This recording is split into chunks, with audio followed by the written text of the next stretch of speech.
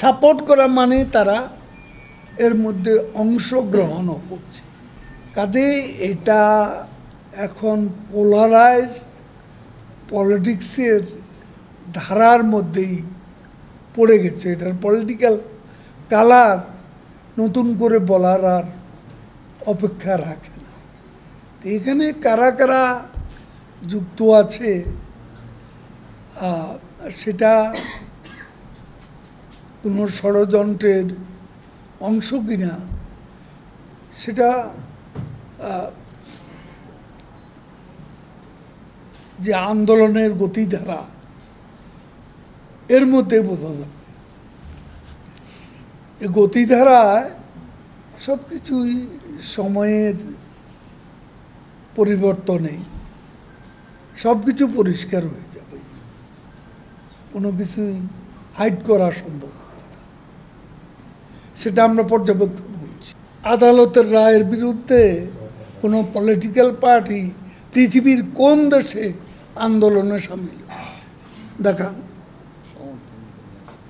এটা সাবজুডিস, কোনো political party পারে না এভাবে। এটা তো আদালতের রায়। সরকার তো তারা যে আন্দোলনটা করছে এই সিদ্ধান্তই ছিল সরকারের, সরকারই আবার আপিল করেছে, আদালত যে রায় দিয়েছে এখানে সরকারের দোষ কোথায়?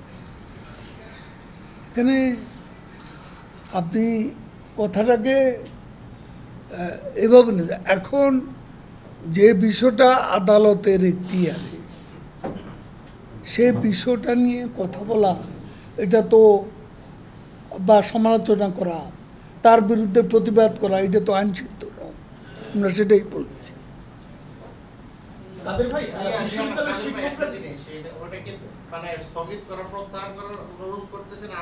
আমি যা বক্তব্য রেখেছি এ থেকে বুঝে নেই, আমার যা বলার বলে দিয়েছি। স্কিম মুক্ত পড়বে কেন? এখানে ভুল বুঝাবুঝি থাকতে পারে, সাম সর্ট অফ মিসআন্ডারস্ট্যান্ডিং এখানে থাকতে পারে। তো সেটার তাদের সাথে আমাদের যোগাযোগও আছে।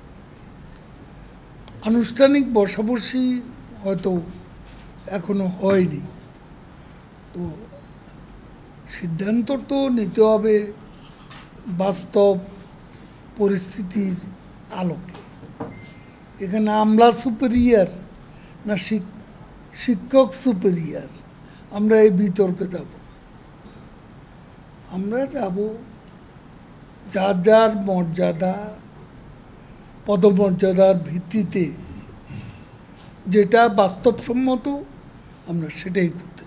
আমরা তো অ্যাপিল করলাম, এখন আদালত এখন রায় দেয়নি, চূড়ান্ত রায়। তো এর মধ্যে আমরা কিভাবে এখানে ইন্টারফেয়ার করি?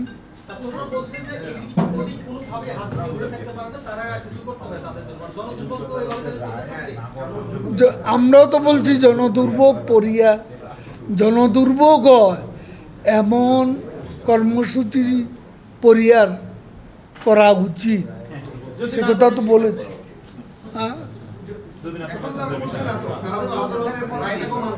আদালতের রায়টা হোক, তারপর দেখা যাবে।